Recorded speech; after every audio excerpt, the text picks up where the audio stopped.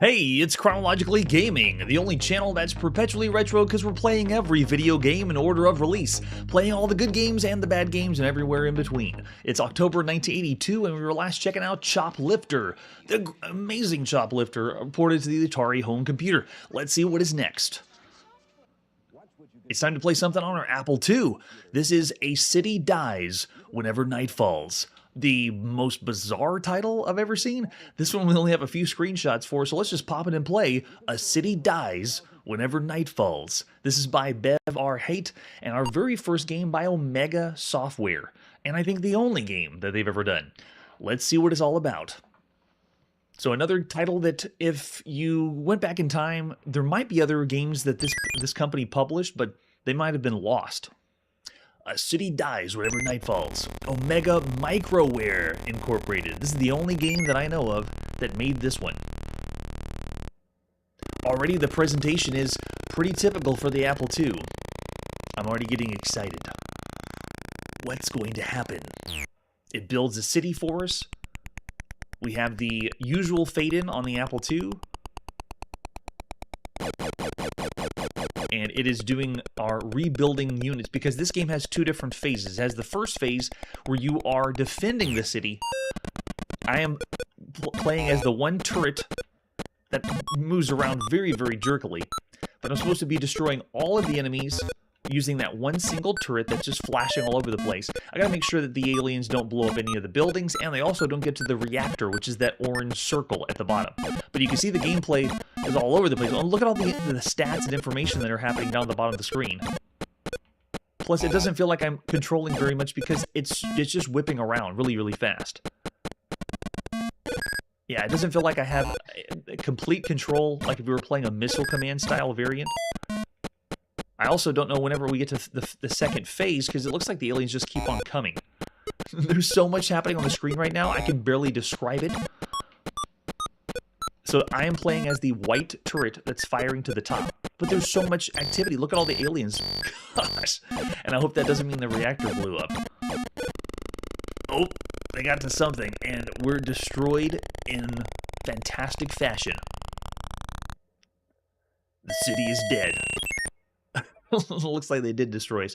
If you do end up fending off the aliens long enough, there's a second phase to this game where you get to rebuild the city. So it has both a shooting part of it, but it also has a whole nother section where you're rebuilding the city, so almost building construction, which is very, very rare for a video game. But as usual, when we see a game that's very ambitious, trying something new, the way that it's played and the presentation is pretty terrible, and this one feels the same. We can't even get to the second phase. But you can see how the first one, it didn't feel like I had much control over the turret, and the gameplay was just lacking. I mean, look at this. This is me trying to blow up the other aliens, and it just feels like I'm flickering left and right, and I don't have a lot of control over the turret. This is paddle controlled only. So even though it is paddle controlled only, it reminds me of some of the Big 20 paddle control games we played, that they're controlled with a paddle, but they don't feel very smooth. And I'm looking at the releases that weren't as popular on the VIC 20. But gosh, this is really rough. It looks like death is inevitable. The city will die, and there's nothing I can do about it. Look at that. They're destroying entire buildings. That's true. Yeah, that's my guess too, Curtis. It has to be. Yeah, and they definitely they got the noise down for the Apple II. They have perfected it. Way to go, Omega Microware. Oh, come on. Get to the... Nope. I also can't explain all the stats happening at the bottom, like the numbers for the reactor. From my understanding, because there's not a lot of paperwork that it talks about the game, is they're describing all the things that are being torn down, so you'll know what to do when it's time to repair them or fix them in the second phase. The city is dead. So apologies for anybody that has photosensitivity, because this game is not the game for you. This was terrible. There's so much flashing going on, and there's so much happening on the screen that I wish that this kind of style of game was done better, where you're also destroying the aliens and defending, but then you also rebuild. Not even able to showcase the rebuilding side of it, but you gotta admit, the impression of trying to do something new is still here. They're able to play it. Manly's like, yeah, it could have been great. Yeah, it could have been. Brian's already down in the 1-star range. I gotta actually say yes, this is broken. Of all the games you could play, I'm gonna go 1 star for A City Dies Whenever Night Falls. It has ambition, just doesn't deliver. Curtis is saying 1.5. I see a 2-star and then a half-star out there. Yikes, it's very scary. Let's see what our next release is. We're now going to the Atari home computer. This is Claim Jumper. We've already seen this one from ads, so let's see what's up with Claim Jumper. Looks like we're going to play as old prospectors fighting for gold. Front of the box is very, very nice looking. I love it. This one is Synapse Software's 7th game we played here on the show. A lot of their games have been very, very good. Let's flip it over on the back. Requires 1 or 2 joysticks, so make sure you have those plugged into your Atari. Your keen eye has not yet spotted the faint glimmer of raw gold. That will spell fame and fortune, but you know it's out there. Suddenly, off to your left, you see what looks like the finest specimen of gold this side of the Pecos Mountains, because it's all about getting that gold. Yeah, the back of the box has a little bit of what to play, but we have a manual, so we'll be able to see that too. Let's see what artwork we have. Yeah, that snake is huge. That's going to take him out, right? It is. There is other animals you have to watch out for. Here's the ad you would have seen in magazines by Synapse. The other big one that we've seen was Seamus, which was really, really good. And then the other ones we haven't seen yet are Reptilian and Fort Apocalypse. Coming up soon. There's the cartridge. If you have the cartridge version of Claim Jumper to put in your Atari home computer, or if you have the 5 1/4 floppy disk, there it is, with an example of the screenshot. Claim Jumper, I think the concept sounds like we played this before, where we're old prospectors searching for gold. Well, here's the manual, and if you look at the top, this is by Gary Chang, and the only other game we've seen by Gary was Dog Days, that was published by APX on the Atari home computer in 1981. So this is the second game we played by him on the show. Make sure you got 16K of memory, shows you how to load on cassette and disc. Claim Jumper is a competitive 2-player action game. The object of the game is collect gold nuggets, trade them for cash, and save cash in your bank for buying houses. Houses, okay. At the same time, you must try to prevent your opponent from doing the same things. A gunfight often determines who gets the money safely to his bank. Points are awarded for buying houses and successfully fighting off pursuing snakes or tumbleweeds. There it is. There is an option for a 1-player game, but this is designed primarily to be a 2-player only game. You control your cowboy with a joystick. The left joystick controls the dark brownish-green cowboy, and the right controls the light pinkish cowboy. The colors depend, it says, on your actual TV set adjustment. The flickering gold nugget appears on the screen. You pick up a gold nugget. All you have to do is run over and touch it, kind of like whenever you're playing Adventure on the Atari VCS. As long as you have the nugget, your opponent can't take away from you. But you may want to drop it if something else comes after you. A nugget is useless till it's traded in for cash, so you take the nugget up to the assay office. It's a place where you have purity of gold analyzed, and then the $10 bill appears next to the office. You pick up the bill, you just touch it, and just like the gold nugget, you have to get it down to the bank located in the lower left corner, and each player has their own bank they're going to carry it to. So there's a lot involved with this game already. There's also snakes, tumbleweeds, and other hazards that you'll have to avoid. Shortly after the game starts, 2 types of creatures start to appear on the screen, the snakes and the tumbleweeds. After 2 seconds are up, you're free to move again if you get attacked by one of them and have a brief period of immunity against paralysis. So if those snakes bite get you, don't worry, just 2 seconds and you'll feel just fine. And you have other objects including the pink and blue house. The light cowboy has to avoid not only the brown snakes, but also this. And then there's also seeds and eggs is perhaps the most effective defense against creatures like snakes and tumbleweeds that are chasing you. So you can use those too. And this breaks down all that. Look at all this text describing the game. And then there's also shooting involved as well. Shooting bullets is a good way to steal or steal back your opponent's nugget or bill. You can quickly create more hazards for your opponent by shooting snakes and tumbleweeds. So this one is another video game that's trying something that's not a simple arcade game. They want to add more elements in to add complexity to it. Let's see if they get it right though. If you're hit by a bullet, your hat flies off and you're transported to one of the 2 hospitals located in the upper left and upper right corners of the screen. You can choose which hospital you go to by pushing your joystick left or right. If you don't choose one, then the computer chooses one at random. If you're carrying a nugget or bill, you'll drop it and leave it behind. So that means you can just shoot and steal the nugget from the other player. And then it talks about hitting snakes and tumbleweeds and then using the trigger button. You can use it for 3 different purposes. So the trigger button is carrying a nugget. You can drop it. If you're standing still, you can drop a seed or egg. And if you're running, you can shoot a bullet. And then it has the point scores right here. The winner is the first person to score 25,000 points. 1 house purchase and 50 conversions is the winner. The game stops automatically when this score is reached. After the game stops, you can choose to play the same game or just do a different one. And then there's different options. It has lots of menus to do a 1-player game or a 2-player game. And this is kind of cool because they're giving you different ways to play. They have a normal game. They have a game where you have to buy bullets or use the money after you find the gold to buy more bullets. And then you also have the head start, which is you get 5 bills, or you already start the game with money. So you can use that as a handicap, or you can have both players do the head start, which means you have a shorter game to play. So there you go. Lots of different options. And you can see the manual is really extensive. Lots and lots of text, too. I mean, look at this. There's even advanced notes to give you some more help if you need it. Too cool. So this one just has an alternate version. Let's pop it and play Claim Jumper. This is by Gray Chang, published by Synapse Software at sometime in the beginning of October 1982. I know, and we haven't even seen Bagman yet. Doesn't come out yet. I love it, Ubicore. That's right. We'll see how many snakes we get. So I'm going to plug in a second joystick. It's meant to be played with 2 people, so I'm not going to play the single-player version. I'm going to play the multiplayer version. And we're just going to have a second player hang around and just wait for us to destroy them. If it loads, will it load? I'll just speed it up then. There we go. I said Gary originally. It's Gray Chang. Apologies, Gray. Wow, listen to the music. Did you do the music too? It's amazing how many jobs the developers have at this time. Look at that. Sounds so good. Some of the best songs we've heard have been here on the Atari home computer. This is fantastic.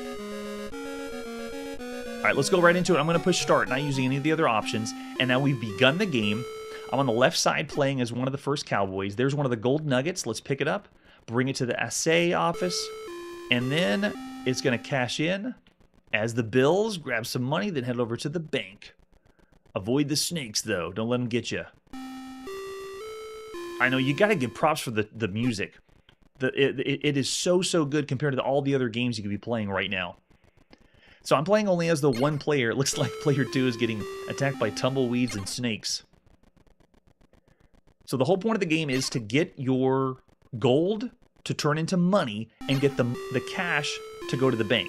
Then when you get enough of that, then you start making more homes.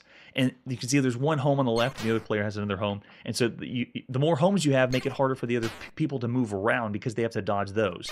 So as you play, though, you have the ability to shoot your gun. So in a way, this feels like a more advanced version of Gunfight. They're adding more elements to Gunfight besides that. Oh, I think I pushed the option button and it went to the... Yeah, it went to the game mode. So I got to be careful. If you push the option on your home computer, that's what happens. All right, let's do it again. There's my gun. So you can fire, knock his hat off, and then he's going to go to the hospital in the top left, while the other player can take their gold, get it turned into cash. I wouldn't go so far as calling this strategy. It's still an arcade game. It just has more complex elements than the typical arcade game. Because we're not really building the homes. All the money you get turns into building homes automatically. All right, let's go to the assay office, get some more cash, pick up the cash, and then go drop it down. And whoever's playing player 2 has to leave the hospital. So I'll switch now to the second controller and then control the tumbleweeds that look like they're falling around. So everything that you touch gives you this temporary invulnerability. Can I fire off?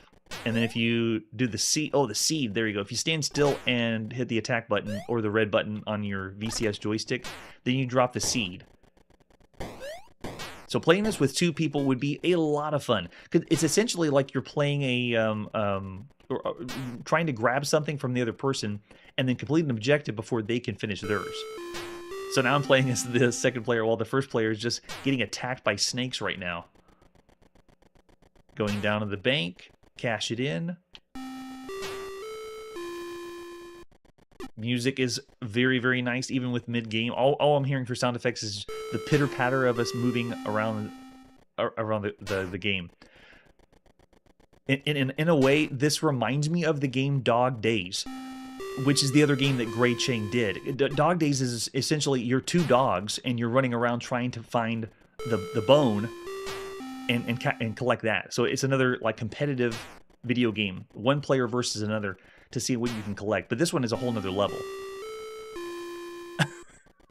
That's what it looks like when we walk forward, coming up the screen. All right, let's drop more seeds. Get out of there. And with the different game options, this gives you lots of ways to play. You can play a single-player game. It's just not as fun. If you play a multiplayer game, you can choose between having a limited number of ammo, and then you use the money that you collect, collecting the gold, to buy more ammo. But the more that you do, it eventually ends up building more and more homes. And so you can see this home, I can walk by, and it doesn't stun me. But if I go to the other player's home, look, it knocks me out for a few seconds like all the other enemies. So then you end up dodging everything, including the other players' homes, as you build up higher and higher wealth. I know there's got to be lots of strategies to play. Moving diagonally, you'll go faster as everyone else. But man, it's pretty cool how many elements they've added to the game. Looks good. Can I shoot? Oh, I gotta watch out for the house because you get stunned. God, there's so many snakes. Snakes! Kill the snake. When you shoot a snake, it turns into a tumbleweed, which is still not good. It just doesn't follow you around.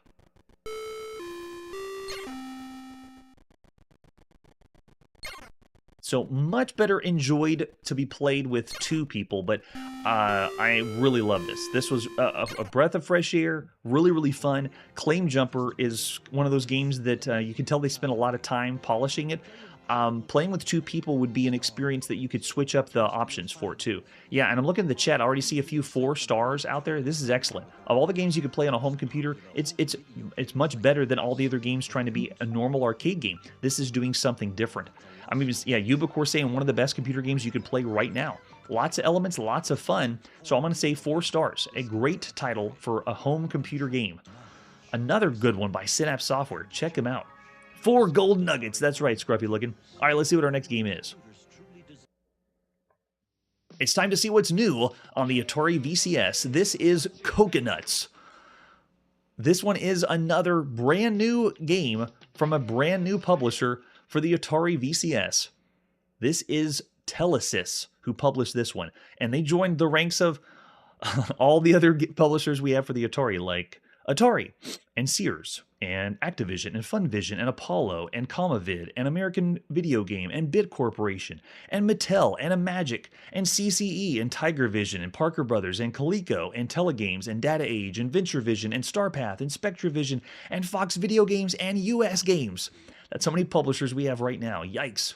The front of the box, though, is really nice. This one looks good. It looks different than all the other games we've seen by Atari. It's covering the whole screen. Let's flip it over on the back. Yeah, box art's pretty good. They give you a full screenshot of the game. Bombs away. Coco the crazy monkey is on the loose again, hurling coconuts down at our intrepid jungle explorer, Stanley the First, I presume. Your job, help Stanley avoid falling coconuts. Be prepared. The better you do, the crazier Coco gets. Coco the monkey's gonna get us. All you need is one joystick for this one. What else do we have for Coconuts? This is one of those games that I'd never heard of before. Would have definitely seen it from a bargain bin. But you got to admit, the front of the box is done very well. There's an ad you would have seen in magazines. Beat it! It's Telesys. Fun in games. There's our cartridge. Telesys has a different looking cartridge than the other ones we've seen. Every third-party publisher tries to do something new. Along with some fan art and an example of a screenshot. Oh, you saw ads for this one. Nice. All right, so we have the manual. Coconuts shouldn't be able to tell us too much because it's pretty simple.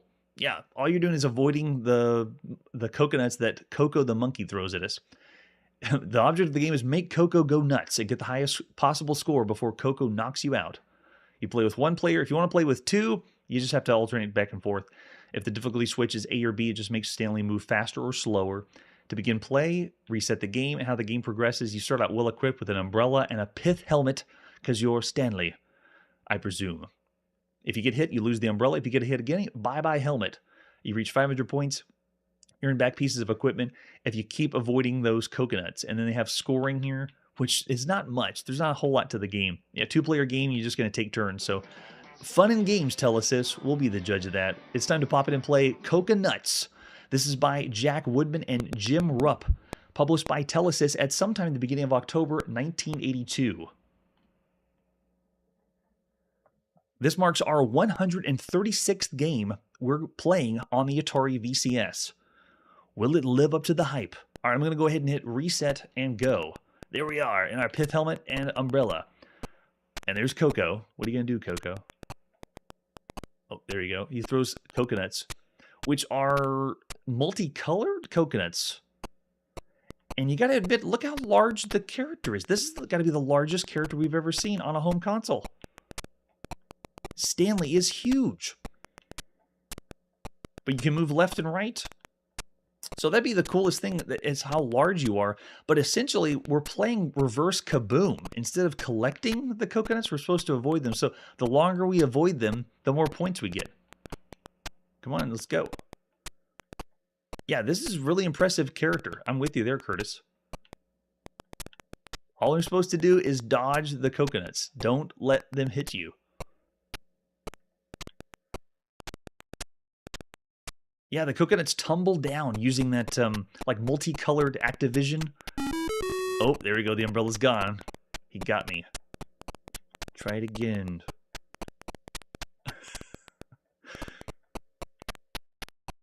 To tell you the truth, this reminds me of a more boring version of Wallet Walker, which is a style of game where you just move left and right, and you're supposed to dodge the hail that comes from the sky. And we saw those mostly on home computers, but that one had a goal. You moved left to right. Oh, we lost the hat. And you picked up the bag on one side and then had to bring it to the other side. But this one is, there's no objective except just dodge everything. And I think we lost. Yeah, there you go. So high score, 495. Gameplay is very, very simple, but graphically, this is really, really cool for a home console. I mean, look at that. Look at the animation on Stanley. I can understand why they put the screenshot of the game on the box and in advertising, because it looks like we're playing something maybe on the ColecoVision or a console from the future. But gameplay is really simple. This is the kind of game that when someone says, I want to play a game on the Atari, you picture this. Something very easy to pick up and play. And it does give you a little help, too. Eventually, Coco just stops and stands still until you push your button. And then, like right now, you can see our score is 85. And Coco's just going to sit there until I push the button, then we can go. We have to zoom in really close to make sure those are coconuts. That's exactly what this feels like. The gameplay feels like we're playing something on the Nintendo Game & Watch, a handheld. All right, so now we're going to the next level. Coco's going to sit there until I push the button and go. That's it.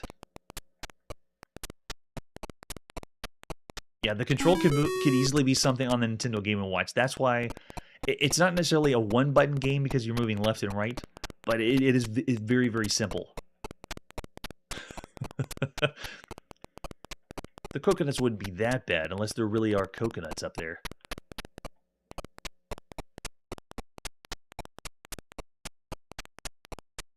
So gameplay-wise, for a home console, it's lacking. 500 points. We're doing pretty good.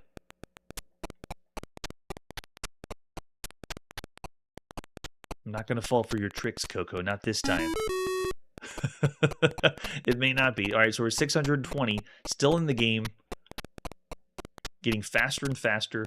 Yeah, I find more enjoyment from Kaboom or one of the Avalanche variants. And then obviously this... Oh, lost the hat. This doesn't play as fast or as well as the other titles. Brian's already saying 2.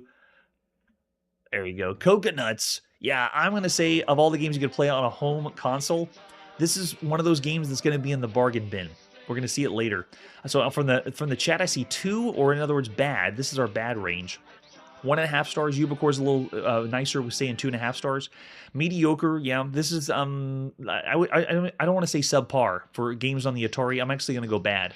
This will be a 2-star game for all the games you could play. It's the best of the bad, but Coconuts, it's the gameplay that matters, and this one doesn't have it.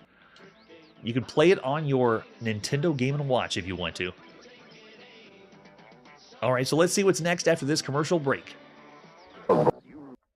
Our video games, or we'll buy them back. Ooh, yeah. Because we have Commando Raid with action above and below. There it is, Commando Raid. Word Zapper. It takes fast action and a quick mind. I haven't seen that one yet. Or Towering Inferno, I haven't seen that one yet. Yes, you love our games, or we'll buy them back. You have to love them, or you'll buy them back. Look for the name U.S. Games. U.S. Games. Here it is again. It is U.S. Games. The announcer sounded like the guy who says Monster Truck Rally. You know, this Saturday, one night only. He should be selling video games. So this is Commando Raid on the Atari VCS. This one marks the second game that we've seen by U.S. Games after Space Jockey. So another one by U.S. Games. Front of the box looks like the other ones by U.S. Games. They got the grid going on, but really, really simple front of the box. It says new improved video graphics here. Great point, Manly. How many games did they buy back? Is that why U.S. Games went out of business? Because they bought them back when people said they weren't good? Space Jockey was all right. Let's see what Commando Raid's like. It's a single-player, full-color game simulating arcade action designed to be played on the Atari video computer system. You're in defense of your buildings, which have come under attack by android commando raiders. Without warning, they appear, intent on capturing your buildings and destroying your gun emplacement. And you only need one joystick because it's only for one player. I know, they're going to buy back the games. They're going to run out of business. And there's the ad you would have seen in the catalog for U.S. Games. Shows you how to begin. This is several pages, too, explaining how to play the game for Commando Raid. There's the cartridge for U.S. Games and Commando Raid. With also, if you were in Europe, in Germany, it was Landung in der Normandie, which is 1983, I believe, when that one came out. With an example of the screenshot. All right, how do we play some Commando Raid? I'm game. You're in defense of your buildings, which have come under attack. First, the troops carrying helicopters drop in flying android paratroopers to test your defenses. Soon the sky is filled with fluttering helicopters and wave after wave of android paratroopers. They must be destroyed. Each paratrooper allowed to land on a building destroys a portion of that building. If 3 paratroopers land on a building, it will be totally destroyed and must be considered under commando control. Worse still, the androids now tunnel towards your gun emplacement. Each paratrooper who lands on the building expands the tunnel. If they're not stopped, they will plant an explosive charge under the gun. That's awesome. And we've seen this before. I'll let the chat point it out until we get there. So there's the helicopter, the score, the bomber, the bomb, the building, the gun emplacement, and the commando paratrooper. We just need our joystick plugged in. Hit the reset button. Are there any game switches? Difficulty switch? And the TV type? Okay, so they do have some. Then they have the scoring. 100,000 points, you'll get a new building. And there's 8 levels of play. Each level is defined by a different colored paratrooper squad. So you have 8 levels to choose from, but there it is. Oh, nice. So you can use the color switch or the black and white switch to do manual or automatic fire. That's nice. And then you have the difficulty switch to do straight bullets, steerable bullets, and then no bomber or bomber. So lots of options. Nice, U.S. Games. Got to have the variants. So there you go. You got the PAL version or the version in North America, which is we're going to play right now. It's Commando Raid by Henry C. Will IV and Wes Traeger, published by U.S. Games at sometime the beginning of October 1982. All right, so I'm just going to go right into it. Interesting. Reset didn't do anything. Okay, there we go. It took a little bit of time, and finally we got in. So I'm on automatic mode. Oh, this is awesome. I also have curvable bullets that I can fire.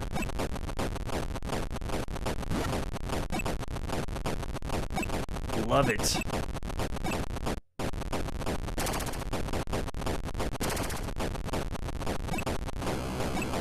Background reminds me of we're playing an Activision game. Oh, Oh yeah, this is a lot of fun. So this style of game is known as Sabotage or Paratrooper, and we've already seen these games on home computers. This one marks the 4th game we've ever played that's like this or plays like this. And this is the very first time you could play this on a home console. Kind of like when we played Artillery Duel. We played lots of artillery on home computers, but it was more rare on a home console. And this one is playing just as you'd expect for this style of game. Just like Paratrooper or Sabotage. I want to see how they burrow down. Yeah, the execution's done really well, controls very good, and I like the different game options. I'm only playing on one of the options, curved bullets and then automatic fire, but you can change it to manual fire. There's one thing they're missing though. When we play Paratrooper or Sabotage, they try to make it where you have to score your shots well. If you don't, then you lose points. In this one, I can just fire away, and I'm not losing a score. But when we played it on home computers, you couldn't just continue to fire over and over again. You really had to make sure your shots hit because you're wasting points every time your shot hits. Oh, look at that. The tunnels are building down.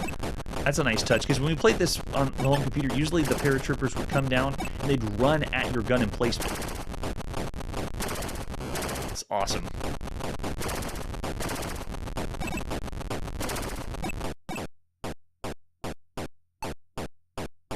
Uh-oh, it's getting close. Where'd they go? Is that the end? Oh, here we go.